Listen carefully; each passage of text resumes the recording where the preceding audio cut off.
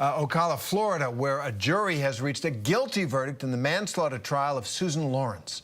Lorincz, who is a white woman, was charged with first-degree felony manslaughter for fatally shooting her black neighbor, Ajike Owens. Lorincz allegedly shot Owens through a closed door after a dispute over children playing near her home. Let's listen to the verdict read just moments ago. Verdict as to count one. We, the jury, find as to count one of the charge. The defendant is guilty of manslaughter. Did the state prove beyond a reasonable doubt that during the commission of the offense, the defendant personally used a firearm?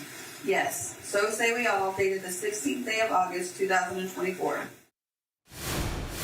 There it is, the verdict. For more, let's bring in trial attorney and our legal contributor, Brian Buckmeyer. So, Brian, she was never charged for murder in this case, found guilty now of felony manslaughter. Why no murder charge? Yeah, so Terry, that's a big contention in this case when the prosecutors brought charges. The easiest thing that I can surmise in what the prosecutors told us is that they did not have the requisite information to prove the mens rea, as attorneys call it, or the guilty mind. The difference between murder and manslaughter, at least in these charges in Florida, would be that murder, the prosecution would have to show that without premeditation, that she showed reckless disregard for human life. Some people say, yeah, shooting through a closed door does that, but the prosecutors didn't think they had enough, but they did have enough, clearly, for a manslaughter charge.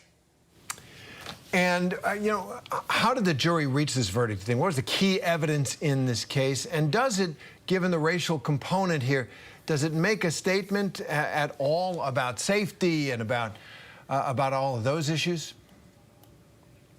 Yeah, so this was a self-defense case through and through. And we heard a lot about the castle doctrine because Susan Lorincz is inside of her home when she discharged that firearm. But I think the issue that really turned this case for the prosecution was that of imminency, because an individual can use deadly force to protect themselves, especially in their home, and they reasonably believe that they may be subject to death or serious injury. But the fact that that door was in between them, dead-bolted and locked, negated some of that imminency, and I think that's how we got to this. Now, in terms of race, a lot of the racial epithets and curse words and arguments that Susan Lorincz was accused of but didn't come into the trial wasn't brought before the jury. So I think the race was there in the backdrop, but not so much in the forefront, but that could change come sentencing. Well, let me ask you about that. So that's very interesting. That kind of evidence that was considered, I guess, too prejudicial for the jury to hear can now be brought into a possible sentence for Lorincz. What kind of sentence does she face? Yes, so Terry, manslaughter in the first degree, she faces up to 30 years in prison or 30 years of probation. And when I say that, I actually mean there is no bottom. So she could technically do 1 year of probation, or she could do 30 years of prison. Now, this is a 59-year-old woman, so 10, 15, 20 years, that could be the equivalent of a life sentence. And as I said, those racial epithets that she's accused of using against young children, that of A.J. Owens, could come in at sentencing and could amount to a higher jail sentence, or prison sentence, sorry, for her.